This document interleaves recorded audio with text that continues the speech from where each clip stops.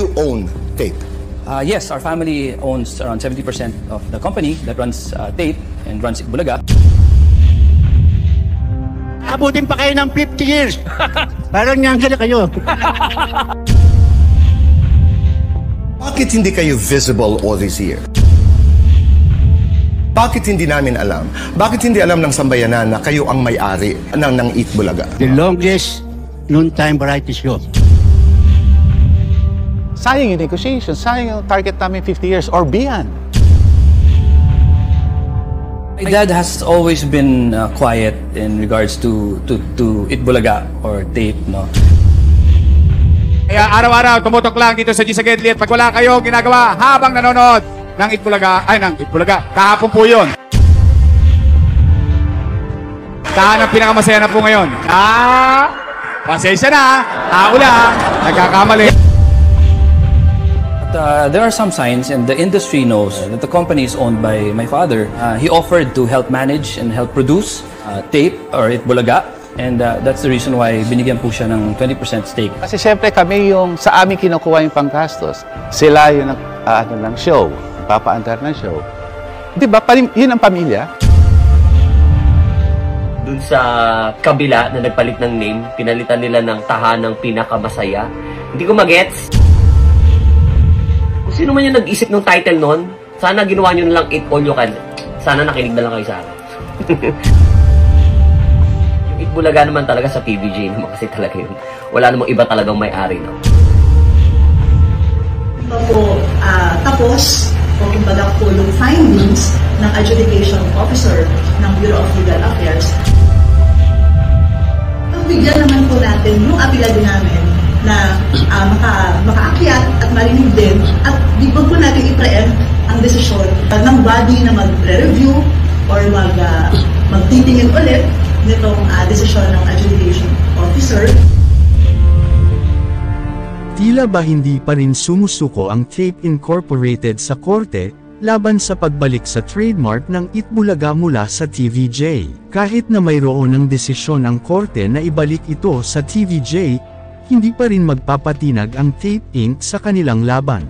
Ganun pa man, nagkaroon din ng kontrobersyal na pagbanggit ni Isko Moreno tungkol sa Itbulaga. Ano kaya ang reactions ng mga legit na barkads dito? Tara, alamin natin ang buong detalye. Panoorin ang buong video. Kumusta mga idol? Mayroon naman tayong bagong chika sa inyo. Bago yan, welcome sa channel ni Mr. JV. Kamakailan lang, inilabas ng Marikina Regional Trial Court ang kanilang desisyon noong January 5 na nagbabawal sa Tape Incorporated na gamitin ang titulong Itbulaga. Kahit na binigyan na ng karapatan ang TVJ na gamitin ito, hindi pa rin sumusuko ang Tape Inc. at patuloy silang umaapela sa korte. Hindi rin ikinatuwa ng abogado ng Tape Incorporated ang naging desisyon ng korte na pumabor sa TVJ. Ayon sa balita, matapos bigyan ng karapatan ang TVJ na gamitin ang Itbulaga trademark ng Marikina Regional Trial Court at naglabas ng pahayag ang Tape Inc. na hindi sila sang-ayon sa naturang desisyon. Nagbigay ng pahayag si Attorney Maggie Abraham Garduque, ang abogado ng Tape Inc. Ikinagulat ng mga halos-hos ang desisyon ng korte. Ayon sa kanila, mas dapat daw na copyright infringement ang tinalakay ng korte, kaysa sa trademark infringement. Handa raw silang mag-file ng appeal laban dito. Hindi kami sang-ayon sa desisyong ito. Naniniwala kami na kami ang tunay na may-ari ng Itbulaga trademark, hindi ang TVJ. Kaya naman, patuloy kaming lalaban para bawiin ang titulo na ito. Sa madaling salita, mukhang ayaw pang sumuko ng Tape Inc. sa laban na ito, kahit na pumabor na ang korte sa TVJ. Ayon sa kanilang abogado, naniniwala sila ang tunay na nagmamay-ari ng Itbulaga trademark. Sa huling update ng balita, natanggap na ng legal counsel ng Tape Inc. Narito ang pahayag ni Attorney Garduque hinggil dito. Oo, natanggap ko na ang desisyon na may petsang December 22, 2023, pero inilabas ng korte nitong January. Sa aming unang reaksyon, kasama ng iba pang aspeto, nagulat kami na ang korte ay nagpasya hinggil sa trademark at trademark infringement. Samantalang ang kaso na nakabinbin sa korte ay may kinalaman sa copyright infringement. Tiyak na mag-aapela kami sa desisyong ito.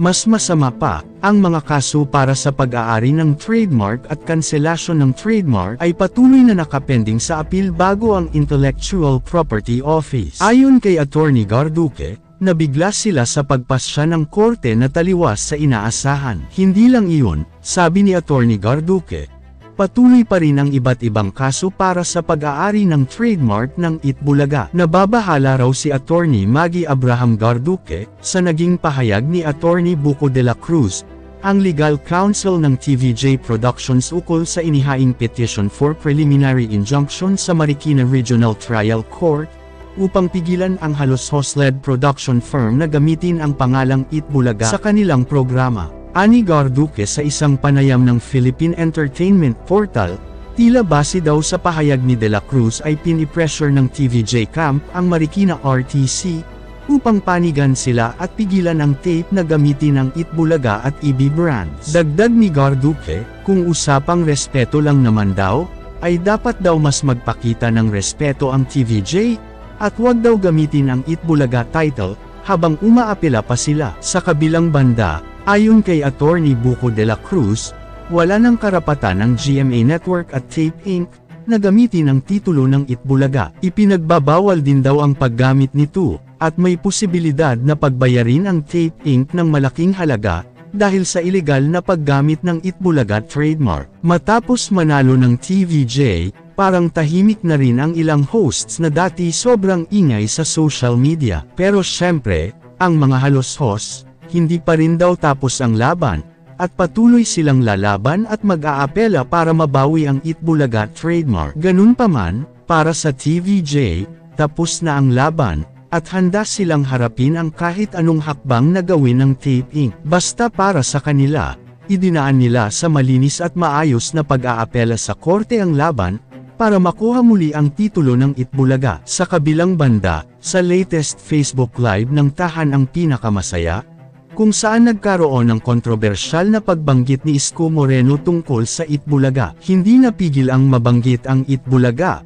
habang ini-promote ang kanilang sariling segment na G sa Gedli. Sabi niya, pasensya na po, tao lang, nagkakamali rin. Ang importante, ang ating G sa Gedli ay nagtataglay ng saya araw-araw. Isang kapuso na naman ang nagbibigay saya sa ating tanghalian. Kaya naman, huwag kalimutan na manood kayo araw-araw sa G sa Gedli. At kung wala kayong ginagawa habang nanonood ng Itbulaga, baka gusto nyong subukan manood ng Tahan ang Pinakamasaya. Samantala, sinabi din ni Buboy, "You're me, alam mo, masasanay ka rin." Oo nga, Buboy, masasanay rin tayo. Pasensya na talaga, I love you.